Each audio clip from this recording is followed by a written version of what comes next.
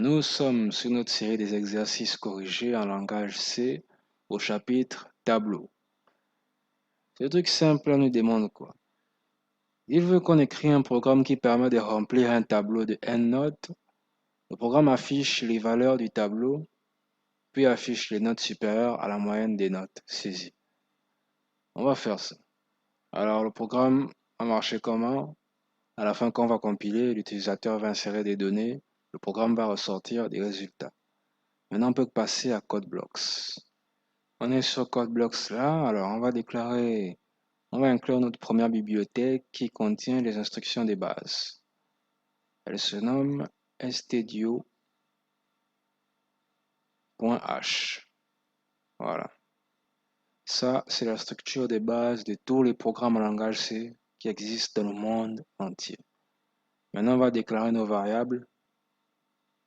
Nous avons int grand N et float moyenne initialisé à 0.0. On a fait ça dans l'exercice passé.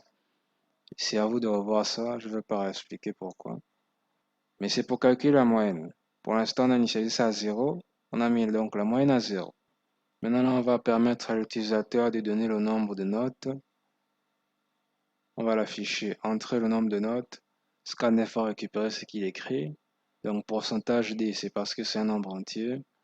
Et le signe et n là, c'est pour dire que la variable là sera égale à ce que l'utilisateur va mettre. Donc, c'est lié maintenant à n. On va maintenant déclarer notre tableau qui stocke les notes. Alors, de type float, pourquoi? Parce que les notes, c'est des chiffres à virgule. Les gens peuvent avoir 10,75, 10,5, 2,50 si vous êtes très nul. Et là, note, crochet, grand N, c'est pour dire que c'est pour déclarer la note et la taille du tableau. Donc, le nombre de notes qui peut être rempli, c'est par rapport à ce que l'utilisateur a mis ici. Donc, s'il a mis 5, ça veut dire que vous pourrez mettre 5 notes. Bon, la taille du tableau, ouais, sera 5. On va permettre la saisie des notes, mais avant, on va afficher, entrer les pourcentages D, c'est pour dire donc la note que l'utilisateur a mis. Donc s'il met 5 notes, entrer les 5 notes. Voilà. Maintenant, on va déclarer une boucle for pour voir une boucle for initialisée à 0 qui comptera jusqu'à ce que ce sera inférieur à n, grand N, ce que l'utilisateur a rempli. La taille du tableau. Si l'utilisateur met 5, donc ça va s'arrêter de compter à 5. I++, c'est parce que ça continue à compter.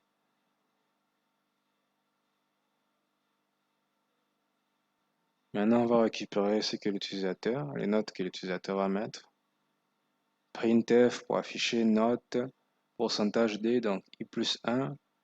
Ça sera pour la première note, deuxième note, troisième note, jusqu'à. Le I là représente une boucle, vous savez à quoi ça sert sûrement. Scanf va récupérer non, ce que l'utilisateur va mettre, pourcentage F, parce que c'est un nombre réel, rappelez-vous comme ici, et note, crochet I, c'est pour identifier chaque note dans le tableau. Pour l'instant, vous serez à 0 jusqu'à 1, 2, 3, 4. Maintenant, on va mettre la moyenne.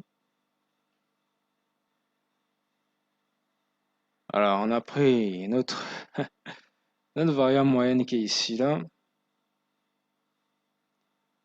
En fait, là, on a fait une conversion, en fait. On a fait une conversion. Ce que l'utilisateur va écrire va être converti en float. Ouais, je me suis un peu trompé. Donc, nous avons notre variable moyenne, là. Plus égal, c'est pour dire que chaque note que l'utilisateur va mettre sera ajoutée dans cette variable moyenne. En ce moment, elle est égale à 0.0. Si la note là est égale à 5, la note est égale à 5, 5 va venir dans moyenne. Moyenne sera maintenant est égale à 5. Plus la note arrive encore 5, on va ajouter ça dans moyenne. Moyenne sera maintenant égale à 10. Jusqu'à. Ça, c'est un signe qui sert à faire l'addition. À ajouter seulement dans une variable. Dans une variable. Maintenant, là, on va permettre de calculer la moyenne. On prendra toutes les notes qui est là, seront divisées. Donc, c'est sur le signe de division, barre égale, grand N. Donc, le nombre de notes au total. Le nombre de notes que l'utilisateur a saisi. C'est simple. Là, on affiche les notes. Vous savez pourquoi la boucle for est là, non? C'est pour afficher toutes les notes. Maintenant, on va afficher les notes supérieures à la moyenne. D'abord, on va afficher ça avec printf, les notes supérieures à la moyenne. Pourcentage.df, ce sera pour afficher la valeur de la moyenne, qui sera ici, là. Donc, il y a ça. Ensuite, on va déclarer une nouvelle variable qu'on va nommer trouve, qu'on va initialiser à 0, qui va servir à trouver si une note est supérieure à la moyenne. Donc, on déclare une boucle for déjà, qu'on initialise à 0, qui continuera à compter jusqu'à ce que ça s'arrête à inférieur à grand N, donc le nombre de notes. Donc, on va mettre une condition. Si la note dans le tableau là, donc I là, pour l'instant, ce sera le premier, la deuxième note, la troisième note, la quatrième note, jusqu'à. Donc, si une des notes là est supérieure à la moyenne, on affichera cette note avec ça. Donc, note, pourcentage D, pourcentage.df, .d c'est pour ça. Donc, note 1, note 2, note 3. Et ça, c'est pour le résultat, la note qui est en float, rappelez-vous. Donc, on va l'afficher si on trouve qu'elle est supérieure à la moyenne. Mais encore, notre variable trouve sera égale à 1 maintenant. Ça pue, hein.